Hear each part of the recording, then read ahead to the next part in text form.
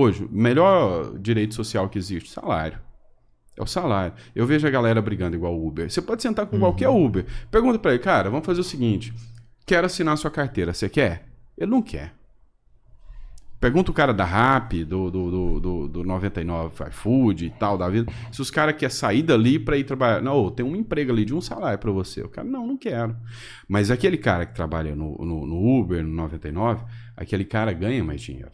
Então aquele cara faz o dinheiro circular. Você pode entrar, qualquer casa de Uber aí que você chegar, tem uma televisãozinha legal, tem uma estruturinha legal, às vezes o filho tá na escolinha particular. Sim. Porque o cara hoje, o Uber tira 5, 7, 8 conto. Qual emprego que dá isso hoje? Cara, mas eu vou te falar... E o cara, assim, sem contar que o cara faz o horário dele. Mas eu vou te falar onde que fica também. E aí a gente vai entender, porque o governo hoje, por exemplo, ele tem uma briga ferrenha com o Uber. A gente viu... Com o Rappi vai no mesmo sentido. Só que o que a galera não sabe é que, tipo assim, quando uma empresa oferece, por exemplo, um salário para um colaborador, ela paga X para um colaborador e quase 2X extra. Se isso vai para o colaborador, eu acho que ele ia querer assinar a carteira lá. Tipo assim, você não vai ganhar mais 1.500. Você vai ganhar 4.000. Né? Aí ele ia concordar. O problema é que o colaborador, na maioria das vezes, nem sabe o quanto ele custa caro para o empresário. E o empresário sai como vilão. E o empresário está fazendo, teoricamente, tudo que é mandado, né? Ele não escolhe essa opção de pagamento. É imposta. Você vai pagar isso aqui para o colaborador e a gente vai recolher mais isso aqui. Mas o que é o grande problema hoje? Eu vou te dar um exemplo. Você viu que teve uma decisão agora do Uber que um juiz do trabalho tacou 1 bilhão e mandou contratar todos os motoristas. O que acontece hoje? Então, assim, nós temos uma justiça aqui, a Justiça do Trabalho, ela precisa buscar protagonismo. E depois da reforma trabalhista, ela começou a ficar mais apagada. Então, vê um cara que, eu vou aparecer, eu vou dar uma decisão aqui que na minha cabeça, isso aqui vai resolver os problemas, mas não vai. A Uber hoje é um grande problema para o Estado. Por quê? Porque o dinheiro não vai para o cofre público, o dinheiro circula. Entendeu? E o Estado, se ele não tiver o controle, se ele não tiver a estruturação ali, que ele manda no negócio todo e te come pelo menos 30%, 40%, não é lucro pro Estado. Ele não quer que exista. Então, quando o cara tá no Uber... Pode ser ótimo pra população, aspas. Pode ser ótimo pra população. O Estado tá cagando pra isso. Ele não pegou o dele, não presta. Então vamos lá. Você tira o cara do Uber, né? Você tira o cara do Uber. Não é só o Uber que tá perdendo. É o cara do Uber que tá perdendo, é o cara do mercado, que esse cara do Uber tem mais dinheiro para fazer investimento, entendeu? É o cara do pneu, que tem que fazer o borracheiro, é o cara do posto de gasolina. Essa cadeia toda, se o Uber sai amanhã do Brasil, é um rombo econômico trilionário. Eu acho que quebra. Eu vou te falar, eu não tenho como eu ir pro meu trabalho. Porque o sistema público de transporte não atende com a mesma qualidade. Não, acho que isso é o de menos, assim, tá ligado? Tipo, você imaginar o tanto de gente que trabalha no Uber hoje. Não, sim, você tem razão. O Uber leva... Um Uber transporta 50 pessoas por dia do jeito que ela precisa. Mas se a gente for olhar na escalabilidade, assim, imagina quantos Uber hoje que ganham 8 pila, que não ia ganhar essa grana em lugar nenhum, e que essa grana vai pro supermercado. Imagina esses caras sem dinheiro. Mano, se você ir pra São Paulo, pra capital ali, você olha no trânsito, mais da metade dos carros que estão no trânsito ali são Uber, velho. Cara, então, e resolveu até o trânsito. Imagina essa galera toda sem dinheiro. Aquele tanto de carro que tá rodando, é o que eu te falei, um Uber carrega 40, 50 pessoas. Sim. 50 carros a menos no trânsito. Tiro um cara só trabalhando. É um tiro no pé, velho. É um tiro no pé. Eu até ia te perguntar isso aí, porque você tem muito acesso lá em Brasília. Você tem uma influência legal lá, você conhece quase todo mundo que tá lá na Câmara. Cara, como é que os caras vêem uma decisão dessa lá dentro, assim? Tá tudo bem pros caras, velho? Cara, o que acontece hoje? Eu sou muito crítico de onde o judiciário chegou hoje, tá? E é lógico que eu não sou extremista, não radicalizo, eu olho dentro das normas do direito que eu aprendi, que eu atuei. Então, cara, hoje o judiciário, ele tomou um protagonismo muito grande para além daquilo que ele era preparado. Porque o Montesquieu, quando ele criou a divisão dos poderes, entendeu? Então, cada um poder era independente, mas harmônico. E não poderes sobressalentes, ou seja, impositivos um sobre o outro. E cada um dos poderes tem sua responsabilidade. Quem que legisla? É o legislativo, pô. Hoje, o judiciário tomou isso para ele. Então, o judiciário hoje, e isso é fruto... Tem um cara chamado Aldo Rebelo, não sei se vocês já viram o Aldo Rebelo. Ele é ex-senador, o cara é gigante, tá? Ele acho que ele é até do PDT. Eu fui numa palestra lá no Museu do Amanhã e eu tava ouvindo o Aldo Rebelo conversar. E ele falou, ó, hoje nós não temos mais uma Constituição. Nós temos 11 e cada uma vai para um lugar, faz outra coisa. Cada Constituição está na cabeça daquele cara. E por que que isso acontece? Devido à criação histórica. A Constituição ela veio criada em 1988, logo depois que nós saímos daquele período do regime militar, a época da redemocratização. E aí, os militares tiveram um poder suficiente para tomar conta. Agora, o que nós vamos fazer? Nós vamos criar uma Constituição que delimita os poderes dos militares e dá poder demais às entidades civis. E aí, nesses poderes que nós vamos dar, nós vamos fortalecer quem? Vamos fortalecer a presidência, vamos fortalecer o judiciário e o legislativo. Só que nesse fortalecimento, teve um desnível, uma desmedida. Ou seja, deixou que o judiciário começasse a tomar gosto de alcançar os outros poderes. Então, o judiciário hoje, ele sufoca o legislativo.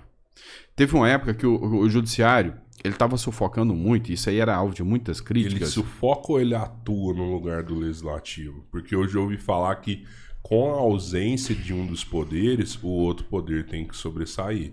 Ou seja, se o legislativo não está cumprindo a função dele, um poder tem que chegar lá e falar, pô, você tinha que fazer isso aqui. Se você não vai fazer, eu vou mandar fazer, porque a população anseia por isso. Mas para isso tem mecanismos jurídicos para isso. Então, entendeu? Por exemplo, o mandato de injunção, por exemplo. Tem uma omissão ali, nós vamos entrar e vamos fazer... Por exemplo, olha, tal norma dizia que você deveria regular o trabalho de Uber. Tá aqui, ó, a Constituição falava, em tal período você ia regular, e você não regulou. Então tem uma omissão legislativa, porque uma outra norma falava que você ia ter que fazer e não fez. Omitiu. Então o judiciário vai instar o legislativo, ó, faça. O judiciário nunca ele vai ter o poder de falar, ó, eu vou fazer no seu lugar. Não é função dele. Tá. São coisas que a gente tem acontecido, né? Assim. Ele pode cobrar a ação quando existe uma omissão. Aí o que entra hoje? Hoje o judiciário, ele sufoca, que eu falo por quê? Porque ele faz dois papéis. Quando o legislativo não decidiu por um assunto, que ele não tem obrigação ainda de entender daquela forma, é porque o legislativo não quis.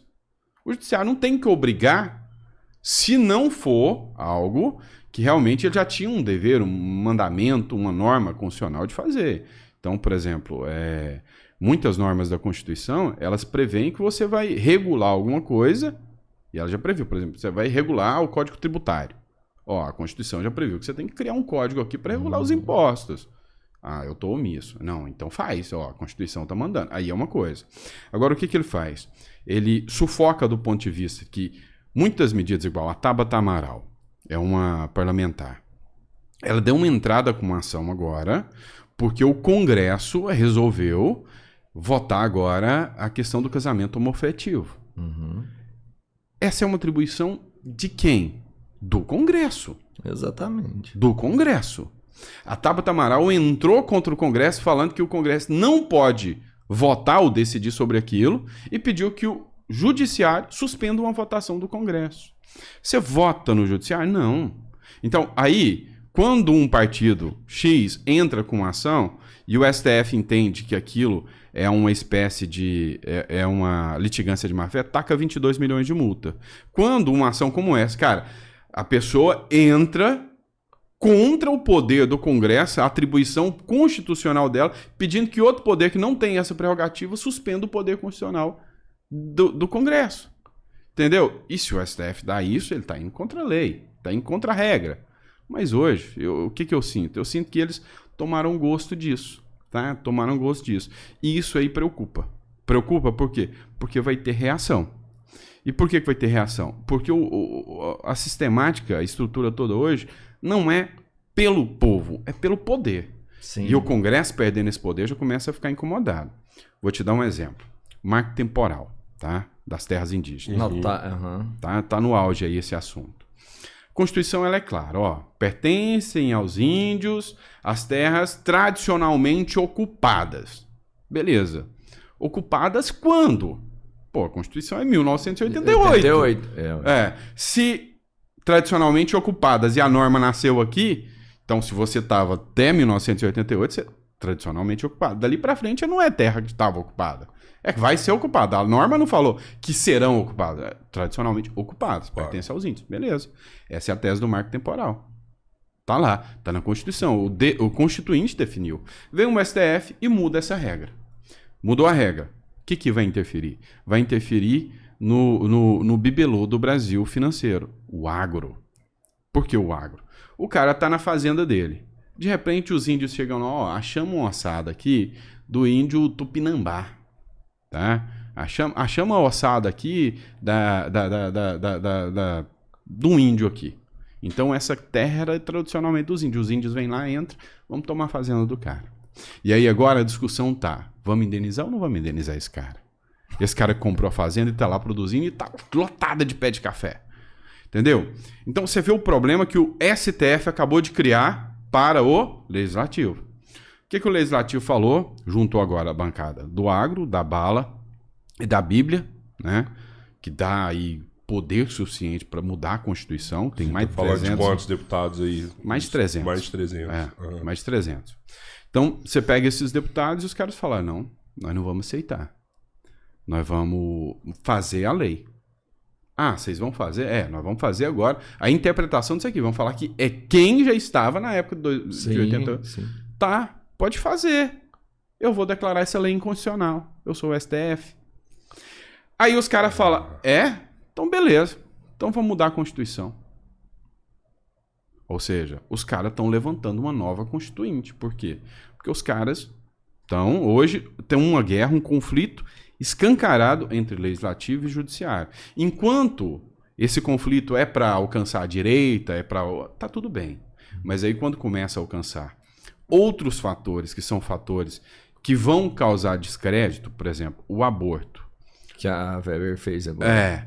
Do aborto. A Rosa Weber já foi lá e deu o voto dela. E ela queria deixar isso aí.